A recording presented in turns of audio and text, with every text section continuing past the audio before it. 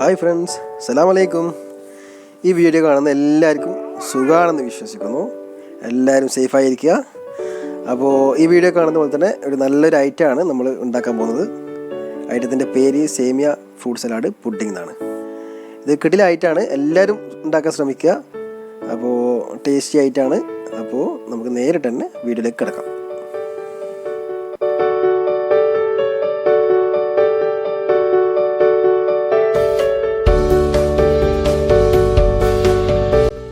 First നമുക്ക് പുഡിങ്ങിൻ്റെ ingredients എന്തൊക്കെയാണെന്ന് നോക്കാം. അതിന് നമുക്ക് ജലാറ്റിൻ ആവശ്യമുണ്ട്, കണ്ടൻസ്ഡ് മിൽക്ക്, കസ്റ്റർഡ് പൗഡർ, പാല്, സേമിയ, പിന്നെ കുറച്ച് മിക്സഡ് നട്ട്സ്, കുറച്ച് പോമഗ്രാനേറ്റ്, അതുപോലെ തന്നെ ഒരു ആപ്പിൾ ചോപ്പ് ചെയ്തത്, പിന്നെ ഒരു ടേബിൾ സ്പൂൺ ബട്ടർ മെൽറ്റ് ചെയ്ത് വെച്ചത്.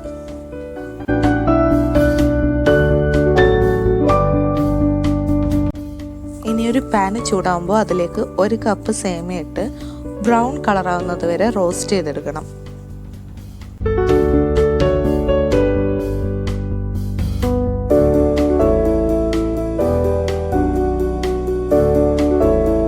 അപ്പോൾ സേമിയ ഇവിടെ ബ്രൗൺ കളറായിട്ട് വന്നിട്ടുണ്ട്. ഇനി നമുക്കിതൊരു ബൗളിലോട്ട് ട്രാൻസ്ഫർ ചെയ്യാം. ഇനി ഈ റോസ്റ്റഡ് സേമിയയിലേക്ക് നമ്മൾ നേരത്തെ മെൽറ്റ് ചെയ്ത് വെച്ചിട്ടുള്ള ബട്ടറും അതുപോലെ തന്നെ ഒരു 3 ടേബിൾ സ്പൂൺ കണ്ടൻസ്ഡ് മിൽക്കും കൂടി ആഡ് ചെയ്തിട്ട് നന്നായിട്ട് ഇളക്കി മിക്സ് ചെയ്തിട്ട് വെക്കണം.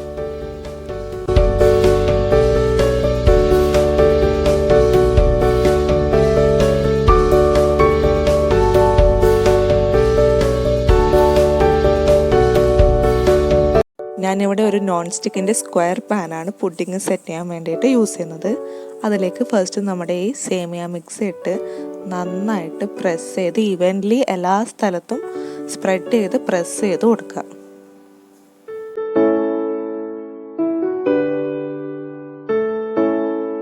ഇനി നമുക്കിതൊരു 25 മിനിറ്റ് ഫ്രീസ് ചെയ്യാൻ വേണ്ടിയിട്ട് വെക്കാം. ഇനി കസ്റ്റർഡ് പുഡിങ്ങിന് വേണ്ടിയിട്ടുള്ള ജലാറ്റിൻ റെഡിയാക്കണം. അപ്പോൾ ഒരു വലിയ ടേബിൾ സ്പൂണ് നിറയെ ജലാറ്റിന്, അതിലേക്ക് 4 ടേബിൾ സ്പൂണ് വെള്ളം കൂടി ഒഴിച്ച് നന്നായിട്ട് മിക്സ് ചെയ്തിട്ട് വെക്കാം.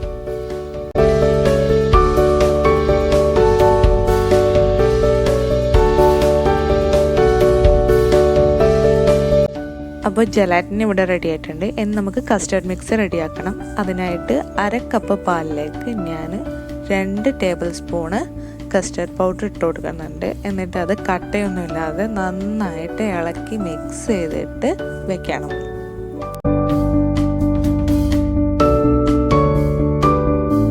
ഇനി ഒരു പാത്രത്തിലേക്ക് 2.5 കപ്പ് പാലെടുത്ത് അതിലേക്ക് 1/4 ടിന്ന് ഏകദേശം 150 ഗ്രാമോളം മിൽക്ക് മെയ്ഡ് കൂടി ഒഴിച്ചിട്ട് പാല് തിളപ്പിച്ചെടുക്കണം.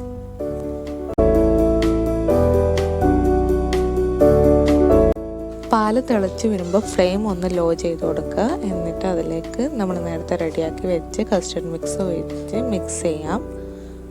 അതിനുശേഷം നേരത്തെ റെഡിയാക്കി വെച്ച ജലാറ്റിൻ കൂടെ ഇതിൻ്റെ കൂടെ ആഡ് ചെയ്തിട്ട് നമുക്കൊരു മീഡിയം ടു ലോ ഫ്ലെയിമിലിട്ട് ഒരു 5 മുതൽ 10 മിനിറ്റ് വരെ കസ്റ്റർഡ് മിക്സിന് തിളപ്പിച്ചെടുക്കണം.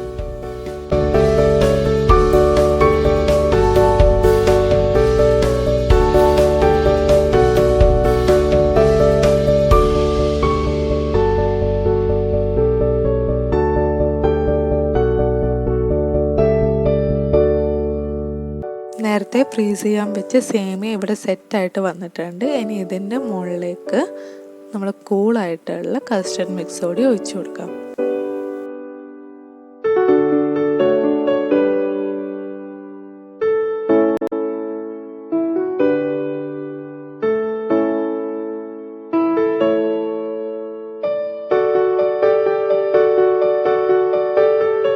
ഇനി ഇത് ഫ്രീസറിൽ ഒരു 15 മിനിറ്റോളം സെറ്റ് ചെയ്യാൻ വേണ്ടിയിട്ട് വെക്കാം.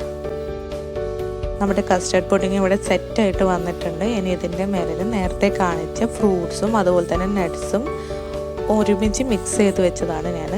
ഇനി ഇതിൻ്റെ ടോപ്പിലോട്ടൊക്കെ ഇട്ട് ചെയ്തിട്ട് കംപ്ലീറ്റ്ലി ഫില്ല് ചെയ്തിട്ട് എടുക്കണം.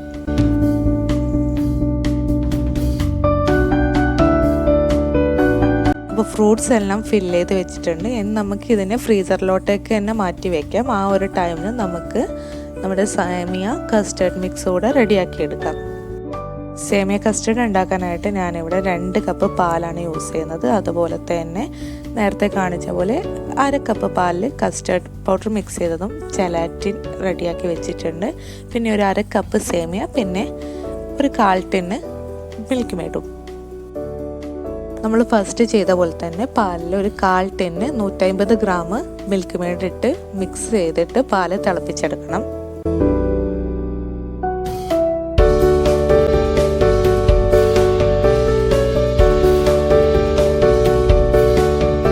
പാല് തിളച്ച് വരുമ്പോൾ അതിലേക്ക് 1/2 കപ്പ് സേമിയ കൂടി ആഡ് ചെയ്തിട്ട് ഫ്ലെയിം ഒന്ന് മീഡിയത്തിലിട്ടിട്ട് ഒരു 5 മുതൽ 10 മിനിറ്റ് വരെ സേമിയ ഒന്ന് കുക്ക് ചെയ്തെടുക്കാം.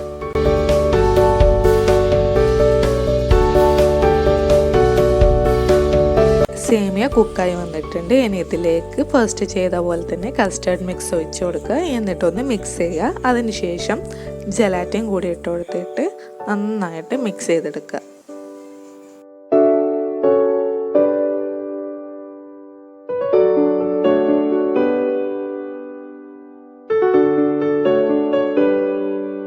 സേമിയ കസ്റ്റേർഡ് കൂളായിട്ട് വരുമ്പോൾ കൂടുതലായിട്ട് ടൈറ്റ് ആകുന്നുണ്ടെങ്കിൽ അതിലേക്ക് കുറച്ച് ചൂടുപാൽ ഒഴിച്ചിട്ട് മിക്സ് ആക്കിയാലും മതിയാവും.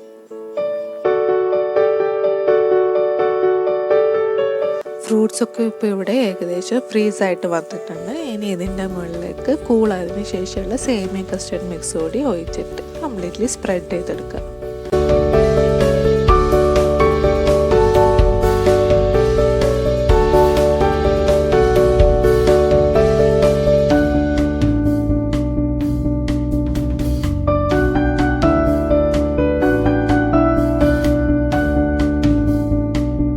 ഇതുപോലെ ഒരു സ്പൂണ് വെച്ച് ഗ്യാപ്പൊന്നും ഇല്ലാതെ മിക്സ് എല്ലായിടത്തും എത്തുന്ന രീതിയിൽ ഫില്ല് ചെയ്തിട്ട് എടുക്കുക.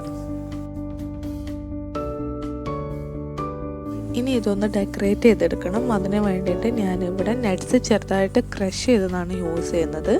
നിങ്ങൾക്ക് ഇത് തന്നെ യൂസ് ചെയ്യണമെന്നില്ല, നിങ്ങൾക്ക് ഇഷ്ടമുള്ള രീതിയിൽ ഡെക്കറേറ്റ് ചെയ്യാൻ പറ്റും. ഞാൻ വളരെ സിമ്പിളായിട്ട് ചെയ്തതേ ഉള്ളൂ.